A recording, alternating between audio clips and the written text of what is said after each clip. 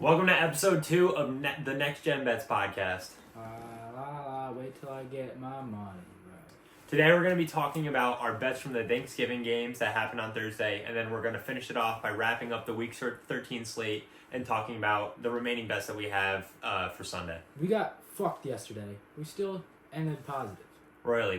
We ended up half a unit on the day, but that could be drastically changed to up a unit and a half to 2 units if a couple more things went our way. But we're going to talk about that as we dive into this. But we're going to start with the Chicago Bears and the Lions game, where we went 2 for 1 on that. 2-1. 2-1. Yeah, no, I'm sorry, I said that wrong. But anyways, we went 2-1 on that. For that game, we had Detroit minus 10.5. We had Caleb Williams over 33.5 passing attempts, and we had Chicago fourth quarter money line 3-way. So you could do money line or win loss tie. We picked them to win. Are the two bets Chicago money line and Caleb Williams? Those hit easily. We're kind of trying to thread a needle there to go 3-0 betting Detroit's overall spread, but then also needing Chicago to win the fourth quarter. We almost had a shot at it happening. Chicago was really good in that fourth quarter. I believe they won it 14 or 15 nothing with that 1-2 point they got. Yeah, Chicago won that 13 to nothing in the fourth quarter. The final score of that game being 23-20. Our Caleb Williams bet with the 33.5 passing attempts that we talked about. He had 39 pass attempts, which is great. He started off a little bit slower than we wanted to, but he picked it up at the end of the half with that quick drive before the half, and then in the second half, Chicago's offense got going, and he easily hit that over for us. A good game from Keenan Allen. Detroit minus 10 looked really good in that first half. They're up 16-0 with a chance to go up 23-0. Jameer Gibbs on a nice screen pass fumbled at the Chicago 6.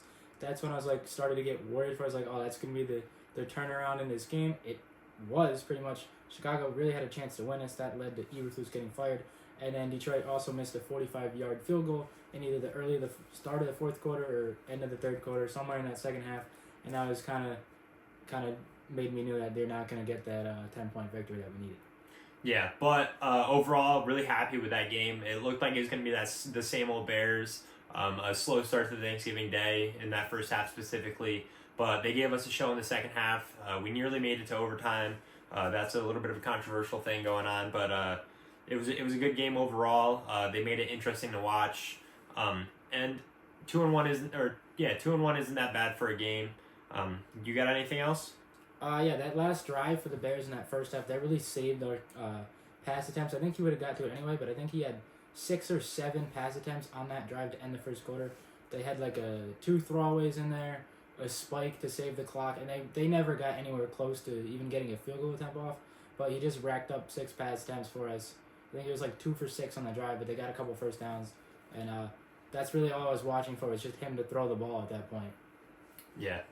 Now moving on to our New York Giants and the Dallas Cowboys game. We said going into this game in our previous episode, we said this game is not going to be exciting. I would say we were certainly correct. If you are not a fan of either team, you probably didn't pay attention much to this game. You just decided to eat dinner instead, and that's exactly what I did. I was eating dinner during this.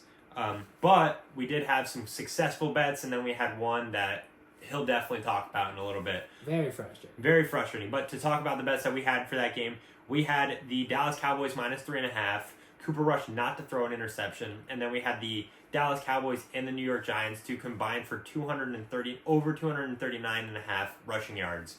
So we hit our 2-1 again. We went 2-1 in that game as well. Cooper Rush did not throw an interception, and the Dallas Cowboys won 27-20, covering that 3.5 spread. But that rushing one, not so much. What do you think about that one, Kyle? To start off with Cooper Rush, he ended up getting there, but man, does he make some dumbass throws. So I'm sitting there, I'm trying to do math in my head every time there's a rush to see where we're at for the rush yards. You know, how easy the spread is. Oh, they're up 5, all right, that covers my 3.5. But trying to add both teams' rushing totals to get to 240. The line was 239.5, and we did get to 240. But then the end of the game, 2 kneels from Cooper Rush there to chew out the clock. That really screwed me. A lot of plays were just scramble. Drew Lock, I think, did a good job. He had a good amount of rushing yards, almost had a touchdown. He was really helpful in that with his scrambling. Cooper Rush, not so much. -2 yards on his knees, his kneels, and he really could have scrambled a couple times. Dallas could have just ran it more at the end there. I think they had a 3rd and 2, and they threw a 3-yard out to Brandon Cooks to get the first down that led to the kneels. That was frustrating. Like just run the ball up the middle and punt it away, and we'd have been good. The Giants weren't going to do anything with 10 seconds, or whatever the time would have been after that. But we got fucked. Yes, we did. Like he said Drew Lock had a pretty good game running. He is correct. He had 4 attempts for 57 yards. So that's pretty incredible rushing wise, especially coming from a quarterback. When I made this bet, I thought DeVito was going to be the starter, and he's kind of more of the runner for the Giants quarterbacks. But Drew Lock did his part in trying to get us to that line. He certainly did. Now we're going to move on to the Miami Dolphins and the Green Bay Packer game. Disappointment.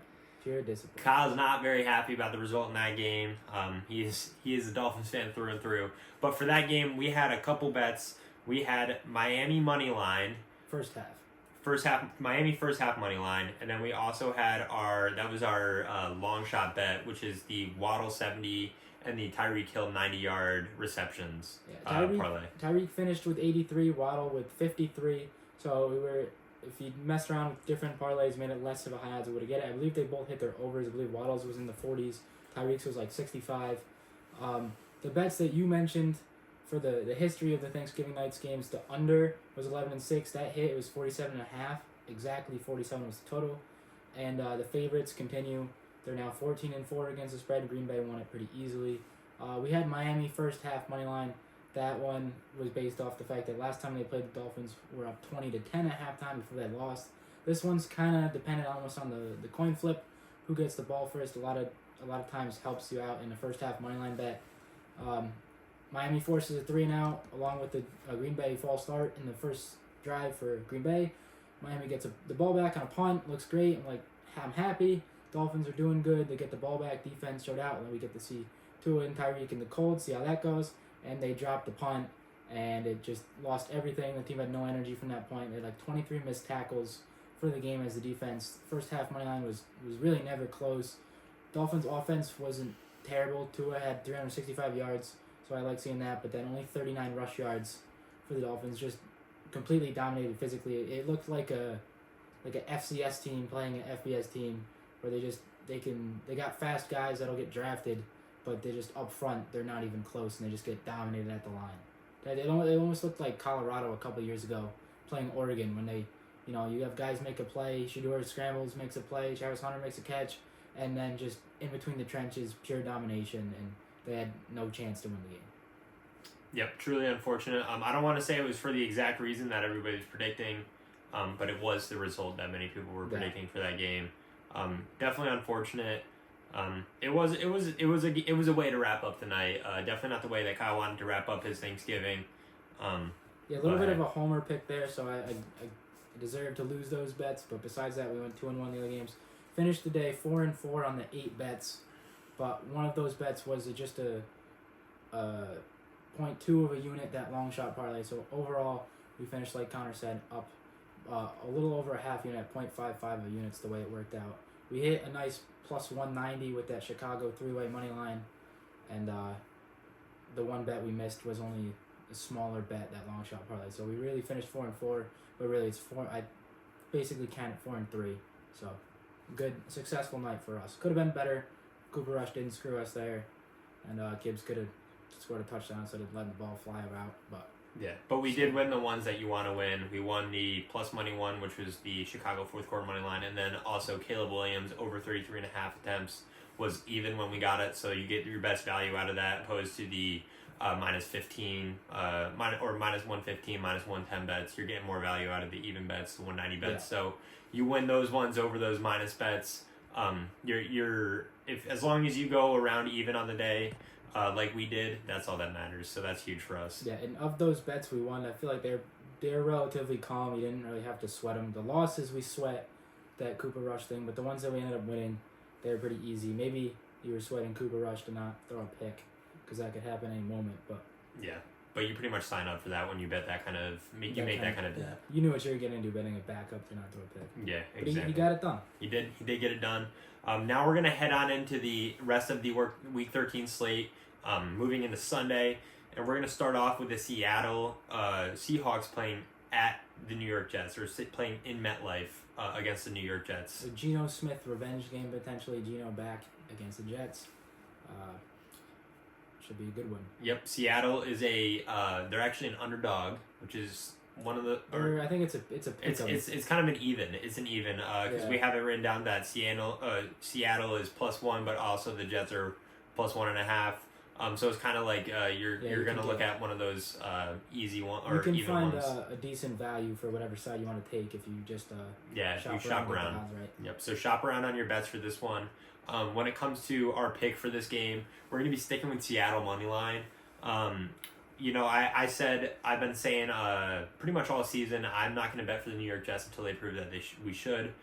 The Jets have been favored in many of their games this season. They've lost most of those games. I don't trust the New York Jets. I do think Seattle is the better team so far this season. They had a rough patch in their season, but they're on a two win streak right now. And earlier in the season, they started the season with a 3-game win streak. So we're hoping that they can get back to that 3-game win streak mark. Yep. Seattle's 3-1 on the road. The Jets are 2-3 at home. The Jets are coming off a bye week, which made me a little skeptical. Teams usually play better off the bye. But pretty much, if you're in New York and you hear New York media, there's dumb comments about Aaron Rodgers, him saying just stupid shit all week long. So because of that, I don't think their bye was as productive as a team with no distractions. The Jets clearly have the distractions in Aaron Rodgers, and I think Rodgers is almost cool with losing at this point. The more he loses, I think the less he has to play this season, and then they can just move on. They'll get a nice high draft pick, and it'll be up to the Jets fans and their franchise to determine if they want to draft the quarterback or stick around with Rodgers again. As a Dolphins fan, I hope they kick the tires on Rodgers for another year.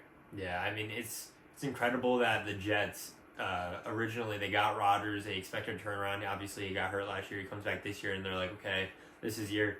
And they're just the same old Jets. It's crazy to me. They keep doing stuff for him. Like, I feel bad for Devontae Adams because I like him. Yeah. And because he kind of got screwed with Derek. He went to go play with Derek Carr, and they ran him out of Vegas, and he was stuck with Minshew and Aiden O'Connell and whoever else played quarterback over there.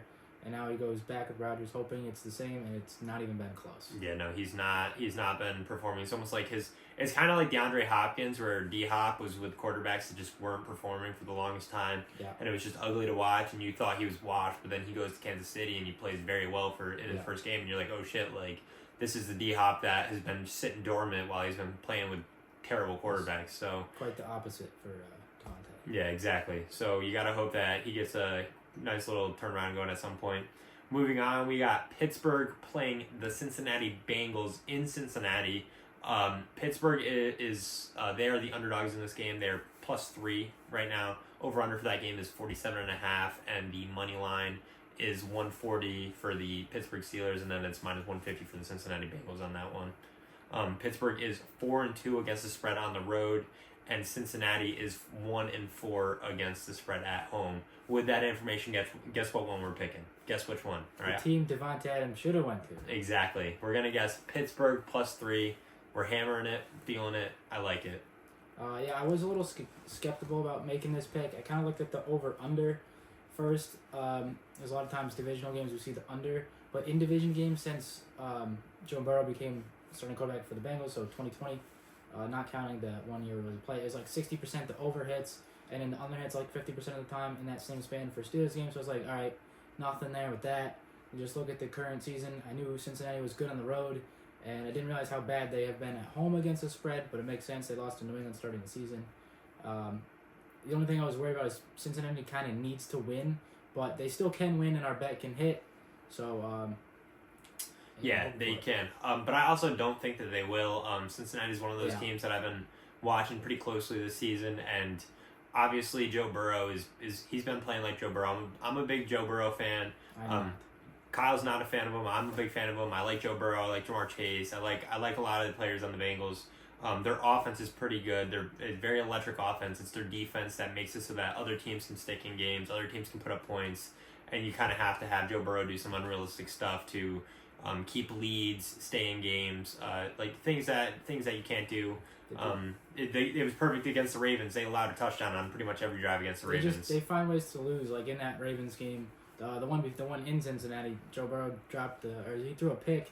Lamar dropped a snap, and then they just settled for a field goal, missed a field goal, and then the Ravens got out and win. So exactly. So a lot of things have not gone Cincinnati's way. I don't think it's going to start going Cincinnati's way. I think Pittsburgh has they have a very elite defense, and I think that their defense will be able to take care of Cincinnati. I'm not saying Cincinnati's going to not put up points, but I do think that Cincinnati might have a harder time with Pittsburgh's defense, and Pittsburgh's offense should be able to put some points up on Cincinnati's defense. Cincinnati's defense is real bad. Since he's now one of 3 teams tied with 7 losses, just outside the AFC playoff picture, trying to catch up to the Broncos, who are 6-5 or 7-5.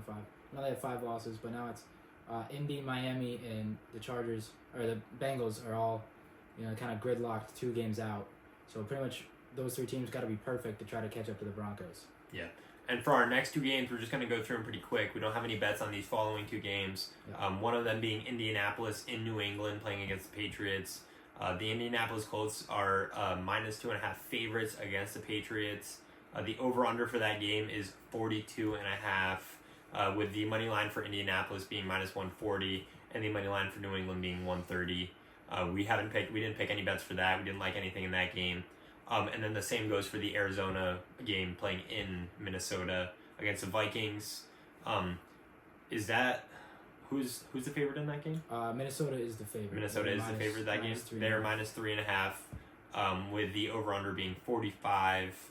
And then the money line for Arizona is 155, and then -168 for Minnesota. Minnesota keeps kind of winning games awkwardly. We saw them do that with that disaster of a game in Jacksonville a couple weeks ago. I know there's a stat for Arizona. I don't know what it is exactly, but Kyler Murray is much better on the road, but I didn't like it enough to make me bet this. And then going back to Indy and New England, I tried finding something to support taking Indy -2.5 because that's just a field goal. I think they'll win that game and they'll cover that spread, but there's really no good information on it. I looked at just Anthony Richardson starts, and you could have went with that rookie quarterbacks against the Patriots, but now it's no longer Bill Belichick. So there's really nothing there. Patriots, 1 week they look decent, the next week they look god-awful. They looked pretty good 2 weeks ago, and they looked pretty bad last week in Miami. So nothing really there worth putting money on. Yeah, very inconsistent team over there, but they're very young. I think that they might have some potential on the road. I do like Drake May. I think he's a good quarterback. Those are the teams that are hard to bet on. Yeah, exactly. So you never know what you're going to get week to week. But moving on to a game, moving on to the Tennessee game where the Titans are playing against the Commanders in Washington. The Commanders are 6-point favorites for this game, with the over-under being 44.5. If you want to bet money line for Tennessee, it's +220, and then the money line for the Commanders is -250. Tennessee is 0-2 against the spread after a win. They only have 2, so not surprising. Yeah, that's a rough stat. That's a rough stat, but both in multiple ways. Not only are they don't have a win after a win, but they only have 2 wins to track off of. And then also Washington is 2-2 against the spread after a loss, coming off of a rough loss against the Eagles. Yeah, it's not great data to promote this bet. We took Washington -6.5, so we kind of bought a half point and we ended up getting it at plus money. We'll talk about that a little bit more later. But I didn't really need much data to make this bet. It's kind of sudden. You see the lines are like, oh, they're only a touchdown favorite. I think they can win by maybe even double digits. Tennessee won a game they shouldn't have won last week. Washington lost a game they should have won last week. So kind of just expect them to flip it. Washington, also, like we mentioned with Cincinnati, Washington needs this game. If they lose again, they're kind of getting thrown in that mix. They're a game up on everybody in the NFC wildcard, like behind all those NFC West teams that are just, kind of the same record over there. But Washington, if they drop another stupid game, I believe they're on a 2 or 3 game losing streak. Yeah, they are. I think it's a 2. I misspoke. Yeah, I said the Eagles, but they lost. They lost to Philadelphia, and then they lost to Dallas most recently. So that's both close 2 games that they're on. But yeah, so we're expecting Washington to finally bounce back this week. And they got an easy test with the Titans. I'm not at all impressed with the Titans this season. Yeah, they beat Houston last week, but Houston's another one of those teams that I don't think is as good as people think they are. They've struggled a lot in the past couple games, and that leads us perfectly into our next bet, which will be taking Houston -3.5 at Jacksonville. The line is -3.5 over under 44.5. Houston money line -170, and you can find Jacksonville money line at +163. But if you're taking Jacksonville money line, you have issues because I just don't see that happening. Houston's 0-4 against the spread against their own division this year, but they were 4-2 against the spread last year. So this is one of those bets where we're just kind of going against the trend. It's time for it to flip back. Don't like doing this too often, but I think it's time. It's only 4 points. I don't like being on the other side of the field goal here, but Jacksonville's pretty bad. I know there's a stat. Jacksonville likes to lose by one possession games. They lost a couple games by I believe exactly 8 points, which is still that one possession. But they're just every week it's bad. We saw what the Lions did to them not too long ago. So yes, and actually speaking of Jacksonville and trends, we both went against Jacksonville's trend of covering or losing one possession games, yeah, and we picked them. We picked Detroit to cover against them, and that obviously hammered. So we have some pretty good history betting against Jacksonville so far, specifically against the spread. And so we're hoping to continue that this week with betting on Houston to beat Jacksonville by 4 points. And it's in Jacksonville, which really is about as neutral as a home field gets, considering they play half their games in London. Yeah, definitely. Moving on to my bad. We have one game and then it's the 4 o'clock slate. So we're going to talk about a game that we don't have a bet on, which would be the Los Angeles Chargers playing in Atlanta. The Chargers are the favorites for this game. They're just 1 point favorites. The over-under for the game is 47.5, with the money line for the Chargers being minus 114 and 105 for the Atlanta Falcons. Yeah, this is another one of those close games, kind of like that Seattle Jets game we were talking about earlier, one of those AFC versus NFC games. You don't really know how to gauge it. They don't have too many common opponents to look at. And also the common opponents they do have, they played them early in the season, and they're kind of two different teams at that point. Atlanta was a lot more impressive the start of the year, coming off a bad loss. I believe they had a bye. Coming off that bad loss at Denver. We bet them that week, so they're kind of on my no-bet list. I think they need this game more than the Chargers do, and I believe the Chargers aren't as good on the road. At least that's the trend for Herbert's career, but I just can't bet Atlanta after we bet them when they were in Denver, and they just didn't show up at all. So 100%. I'm going to leave this one the way it is. Yep, and now moving into the 4 o'clock slate, we're going to start off with a game that once again we're not going to touch, which is the Tampa Bay Buccaneers playing against the Carolina Panthers. The Buccaneers are 5.5 point favorites against the Panthers. The over-under for this game is 46.5, with the money line for Tampa Bay being minus 130 or minus 238, and for the Carolina Panthers it's 220. This is another one of those games I could see Carolina winning it. They almost beat the Chiefs last week. They had 2 in a row for the first time in ever. We took them to not cover the spread, and they did cover the spread. We thought Kansas City would cover it. But Carolina's been playing good. Bryce Young looks pretty good. I wanted to bet his over-under for passing yards. It's exactly 200 right now, or 199.5. Tampa Bay does allow a lot of passing yards, but they've won some weird. The game against the Giants specifically, they ended up winning it. But Bryce only threw for 130. So if Chuba goes off on a good rushing game, then you're probably not going to get there. I was looking at Xavier Legette lines. His over-under was 40, exactly 40. You could get it at ESPN for minus 120, 39.5. And then Caesars had over 40 at minus 135. So I thought that was good value. Then you look at Legette's line, and he's only hit it twice in the past 5, and one of them was exactly 40. So I know the trend is they did good because they had Bryce for throw over 250 for the first time last week, and Legette had 60+ yards, and that was with the one drop he had that's been all in the news. But it's at the end of the day, it's betting on the Carolina Panthers, and I couldn't do it. And then with Tampa, wanted to bet Bucky Irving or Rashad White because Carolina allows a lot of rushing yards.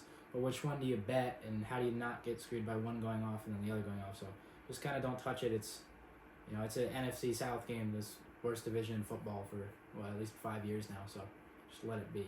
Exactly. Now moving into a game that finally we're going to touch. Another NFC South team. Yeah, another one. We got the LA Rams playing in New Orleans against the Saints. The Rams are favorites in that game. They're 2.5 point favorites. The over-under for that is 49.5, with the Rams money line being minus 145 and the Saints money line being plus 130. We are gonna go for more of a team prop this game, as we wanted to switch off of, or we decided we like that a little bit more than the typical spreads for that. So what are we taking in this one? We're taking New Orleans team rushing yards over 125, over 124.5 is the exact line. New Orleans rushes for 130 a game. Rams allow 144 a game, so that both are over the 125 if they just do their averages. The in between for those two would be 137 if you're an average guy, so that's a 12-point advantage we have if they just do the average.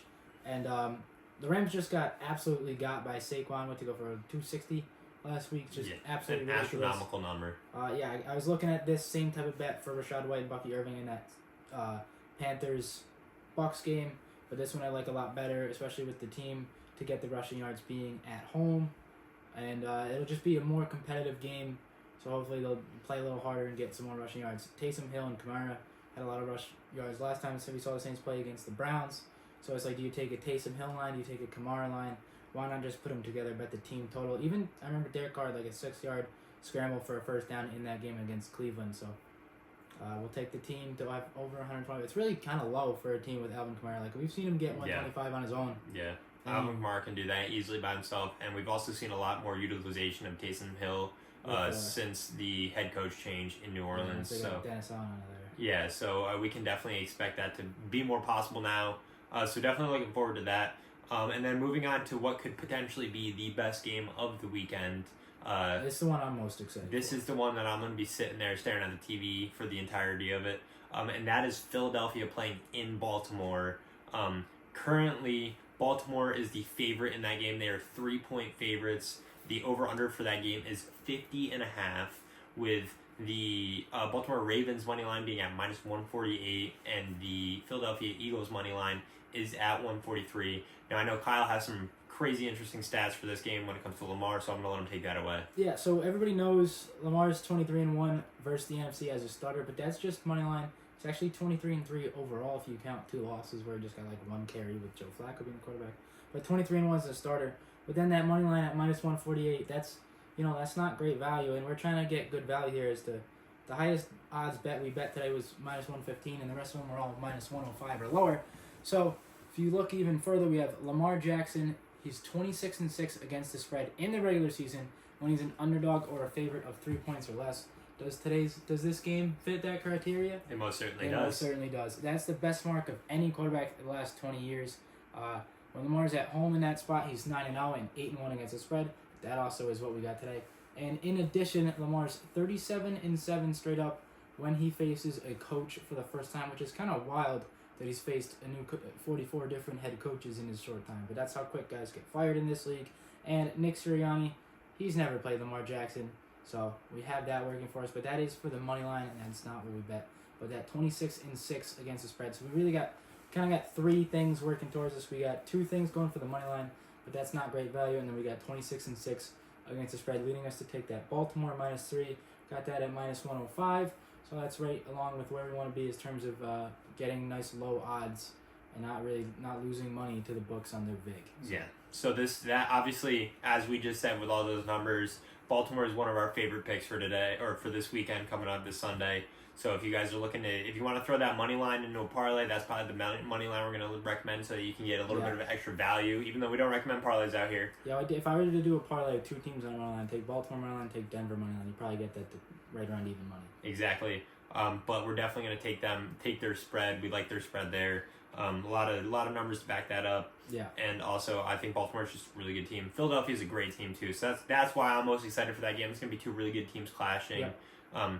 2 really good running games. Baltimore allows they're like both 1 and 2 in rush yards for, and then like close. I think they're both top 5 in rush yards allowed like defensively. But Baltimore is clearly number 1 in rush yards allowed defensively. They only allow 77 rush yards per game. So I was thinking about fading Saquon. His line's like 95, 96, depending where you get it. But you just can't really take his under after what he did last week. Yeah, it's almost impossible to take under 100 when he quite literally went over double that last week. I know it was against the Rams, and the Baltimore Ravens offense is a little bit better, or defense is a little better, obviously. But it's still just tough to fade a guy like Saquon, especially with the season he's been having. The Ravens do allow pass yards. They're number 1 in rush yards allowed, and then worst in pass yards allowed. So yeah, exactly. And if you want to make a parlay, look at some Eagles receivers there. Definitely. Now moving on to the night game, we've got San Francisco playing in Buffalo. That's going to be a chilly game, I'd assume. New York is starting to get snow, so I'm sure Buffalo is covered in snow. They're expecting lake effect snow for that game coming in Saturday night, I believe. Yeah, so that's going to be a snowy game. It's going to be freezing cold. San Fran's a Cali team. I'm not saying they're not fit for it, but I'm just saying Buffalo is different in the winter. They're not Miami, but... but anyways, the... no bet there. The Buffalo, this is a no bet for us because we don't know who's going to be playing for the 49ers. But anyways, the Buffalo Bills are 7-point favorites for this game. The over-under for the game is 43.5. The 49ers are 200. Oh my gosh. Their money line is 275. And then the Buffalo money line is minus 290. Not a lot of value there. It's not even worth touching in our opinion. there's too many variables. Don't know the quarterback, weather variables, and there's just not much value there when it comes to money line to throw that into anything. There's good numbers to support Bills money line in this game. I think Shanahan's like just a stupid number of how he's really good with Brock Purdy and Garoppolo, and then really bad just straight up with anybody that's not them. Even going back to his other coaching stops, Washington and Atlanta, but too much going on to take it. And that's a minus 298 money line for Buffalo. That's not really worth it. Not really worth putting a ton of money to get back. Yeah, no, not at all. Not at all. Now moving on to the Monday game, we also don't have a bet on that. Yes, we do. Oh, we do have a bet? My bad. Yes, we did. I'm sorry. I read over it. So we do have a bet for this Monday game. I apologize. Anyways, it's the Cleveland game. It's the Browns playing in Denver. Denver is right now is a 5.5 point favorite with the over/under being 41.5. Obviously, Denver's money line is minus 240, and then the Cleveland Browns money line is 215 on that one. Bo Nix is 5-0 against the spread as a favorite. That might make you think we're going in a certain direction, and if you're thinking that, you're exactly right. We took Denver minus 6.5 for this game.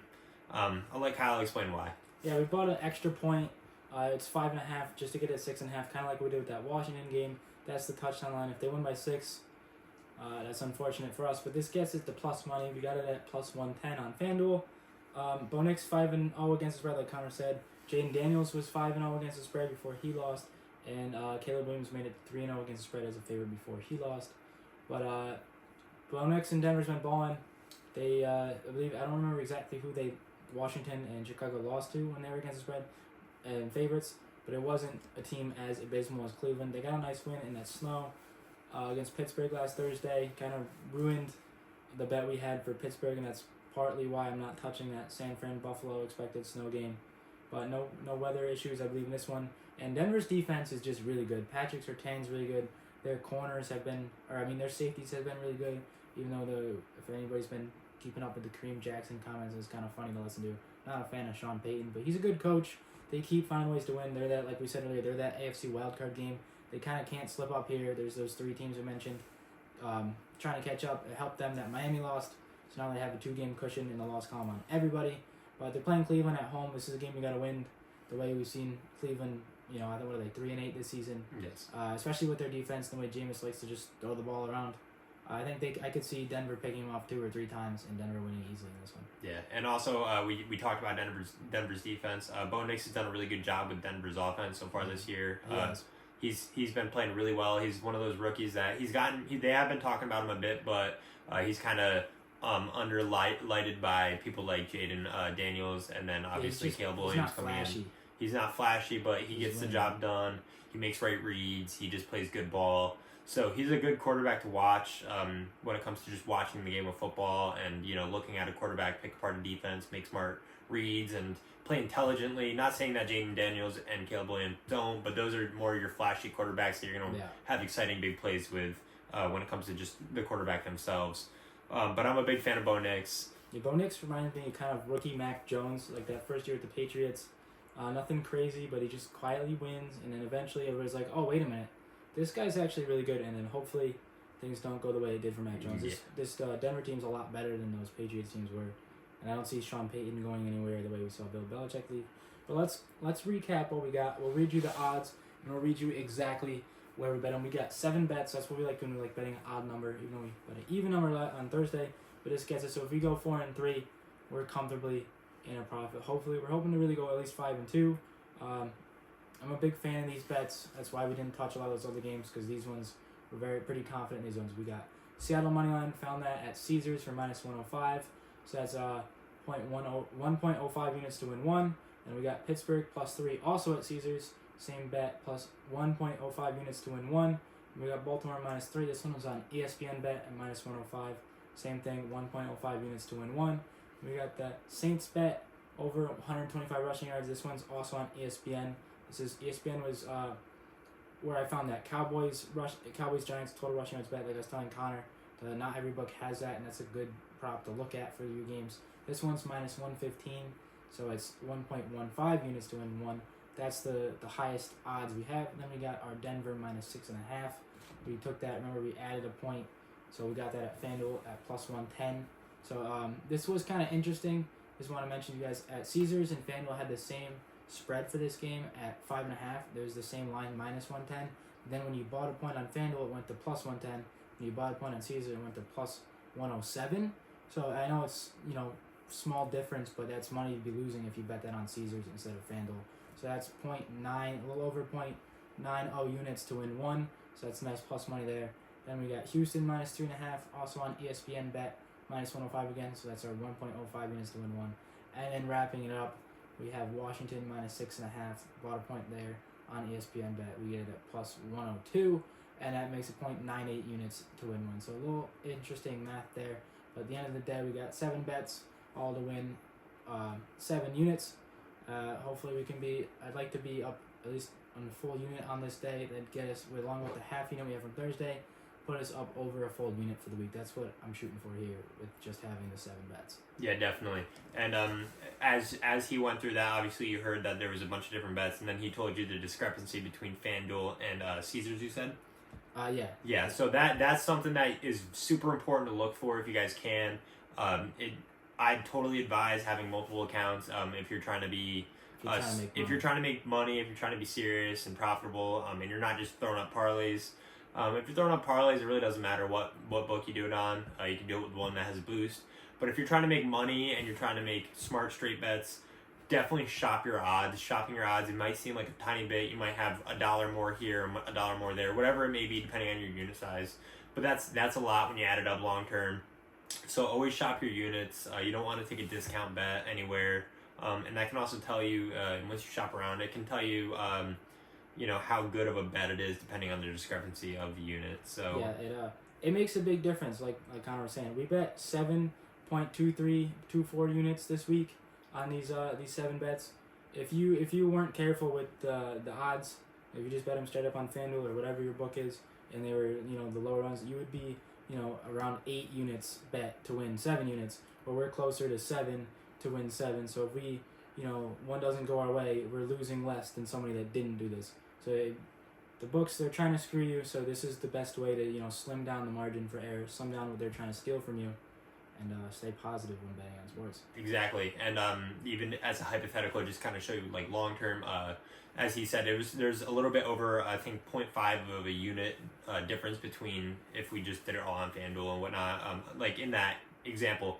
And if you look at that long term over an entire year, that's like 100 something units. Say if it was half a unit a day, that's well over 150 units that you're missing out on over a year. So just keep it very, be very aware of that throughout the year, and or be very aware of that in general, and that'll make you a better sports bettor in general.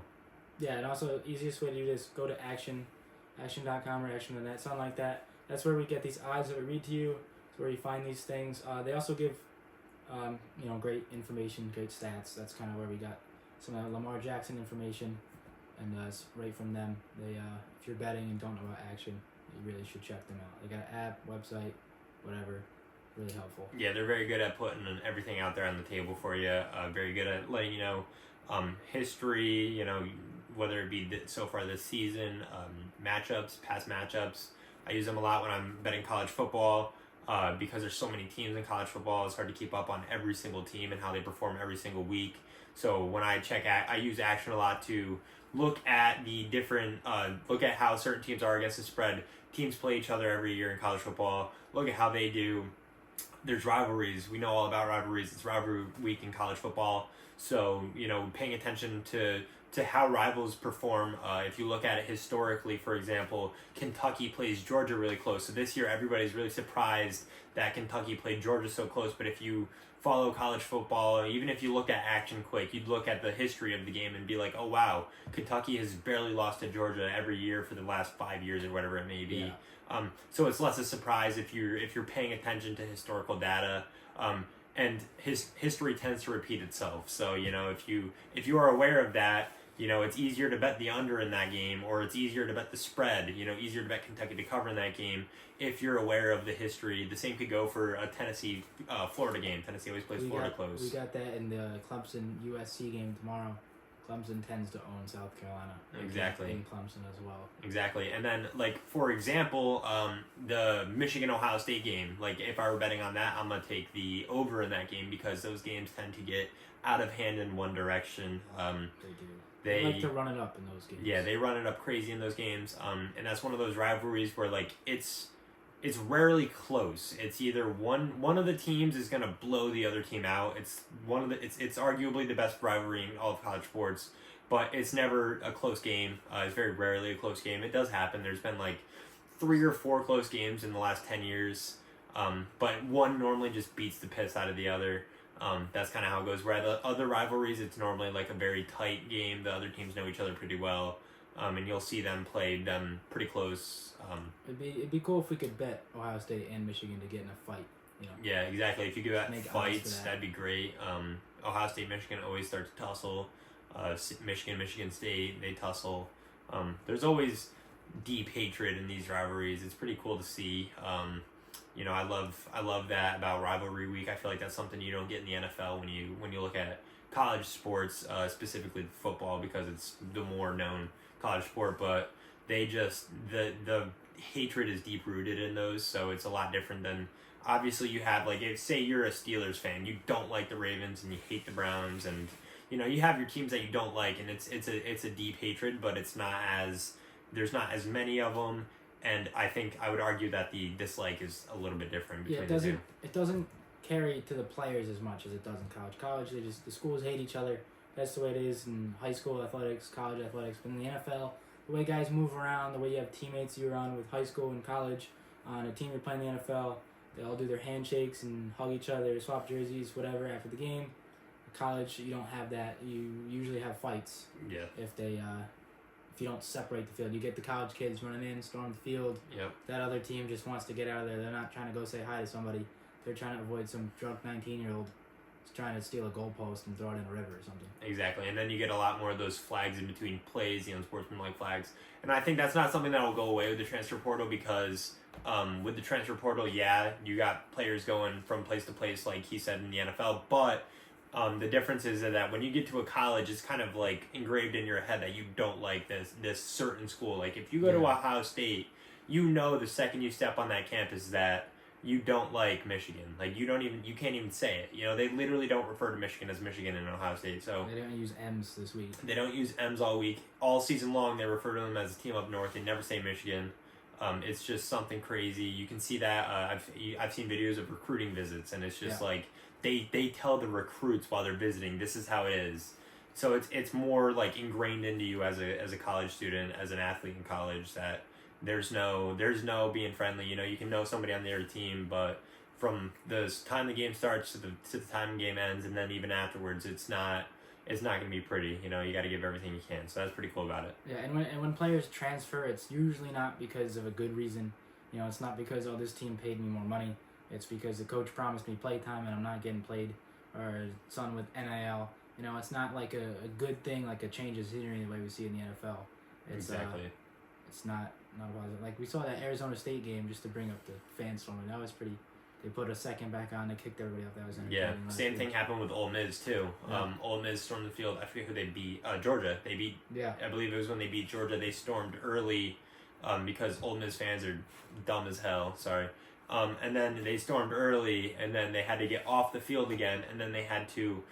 They stormed again, it's actually funny because I was watching the Kennesaw State. When Kennesaw State beat Liberty, they gave Liberty their first loss, and it was Kennesaw State's first FBS win.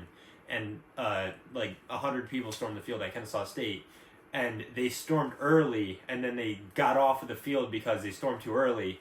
And I was thinking to myself, I'm like, imagine if they did this in an SEC stadium. Like, this would be a shit show trying to get everybody off the field, because it's not 100 people, it's like thousands of people storming at once. And then ironically it happened once in the SEC, but then it happened in the Big 12, which is also a massive conference. So it happened twice after I had that thought, which is interesting. But yeah, the field storming is crazy, especially this year. I like it. Some people hate it. I think it's cool.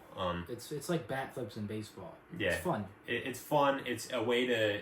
It's good for the fans. Like I think the fans are the most important thing for sports. So if you have the fans getting invested into it and the fans are excited and the fans are storming a field, like that's something that's going to keep them tied within that university for a long time. So yeah, it's a great thing to be a part of. I went to a Penn State Ohio State game in Penn State this year. It was with one of my friends, Penn State fan, the other Ohio State fan. I was just kind of there because I like football.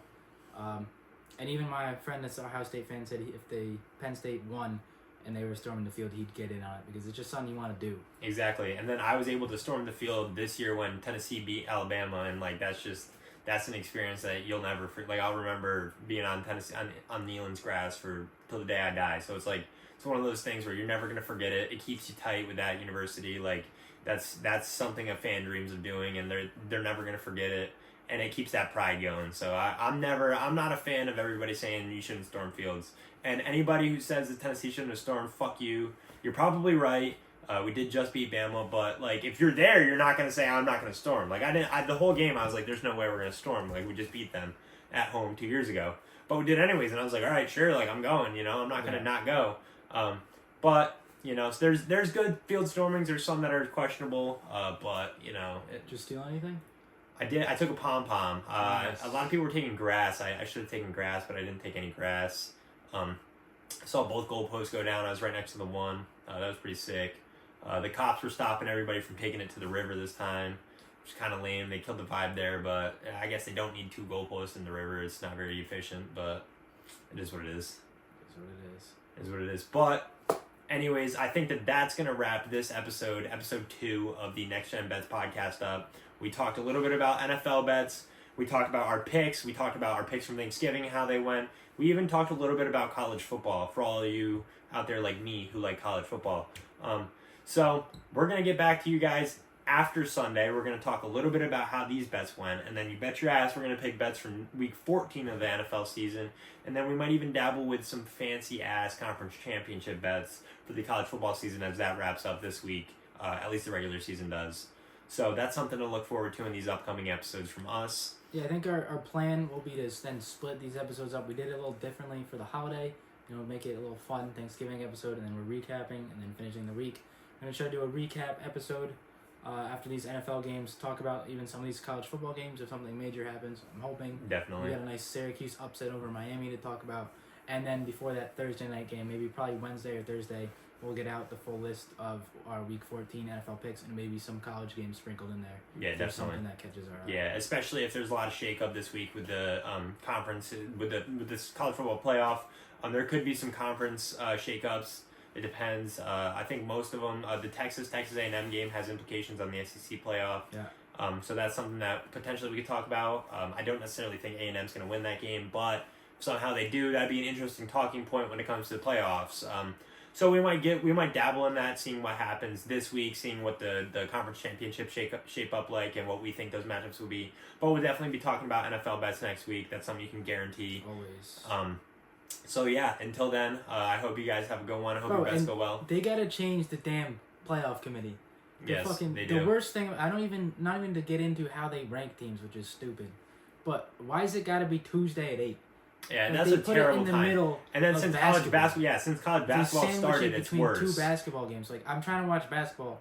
I don't need to hear Reese Davis yell about why Bama should be in the playoff or not. And then, here's the rest of your basketball game as regularly scheduled. But then the worst part is that people like us trying to talk about it. Like, when do we talk about these college football games? Because if we talk about it on Monday, like when they're fresh in our heads and they just happened, we don't know what the rankings are. But then we wait till Tuesday. Now it's 8 o'clock at night. I don't want to do this. I don't want to make a thing and edit it and upload it and all that. So then you wait till Wednesday. It's like, what happened in that game? I don't know. It was 4 days ago at this point. What is 3-day difference between, like, the AP poll would come out Sunday at 12. Yep. So I'd check it right before NFL game started. It was great. But now you got to wait, 4 days, 3 days? Yeah, something till ridiculous. when the rankings come out. It's like, I don't get. Now I lost my interest already. Yep, and then if you talk about it on Monday, you're guaranteed you're going to be wrong because the committee has its own minds. Predictions. You try to predict, you're like, whoa, what's going on here? It's insane. They have certain ways of looking at other teams, and then they don't look at certain teams certain ways. Alabama's still in the conversation. They have 3 losses. It's like, what the hell are we doing? It's 2 bad losses. Two bad losses, and then one was a decent loss to Tennessee, but The Vandy loss looked really good when it looked terrible when it happened. But then right after, everybody was like, "Oh shit! Like maybe we're onto something here." And then Vandy did Vandy shit. They'll probably beat Tennessee this week because Tennessee's dumb as hell, and they'll throw their playoff implications like they tried against Carson fucking Beck. Like imagine losing to Carson Beck. I understand it was in Athens, but like let's be fucking for real. Hopefully Georgia Tech pulls off the. I would love ACC. I would love to sit down here next week and just talk about how Georgia lost to Georgia Tech, but I don't see it happening. That game's happening, I believe. But it is on actually while we're recording this. But anyways, we're gonna wrap this up here. Hopefully, we have some exciting college football things to talk about next week. But if not, we're definitely gonna have exciting NFL things to talk about. Quick update: it is currently 10-0 Georgia Tech. Georgia Tech is up 10. That's crazy. And Georgia Tech is at the Georgia Tech 2. Right, that is because they just scored a touchdown. That's my bad. All right, but anyways, that's still insane. 10 points over Georgia is wild. I'm gonna admit I did say that Georgia Tech doesn't have a shot. I called it. That's me saying that. I'm not gonna be upset. Hopefully, that doesn't have any implications over Tennessee. But anyway, that's the pod. We gotta go watch that now. Yeah. So we gotta go watch that now. I appreciate everybody watching. We'll see you guys next week when we do the results of this, and then we hit week 14. Hopefully we're up. Yeah. Hopefully we're up big then. All right. You guys have a good one.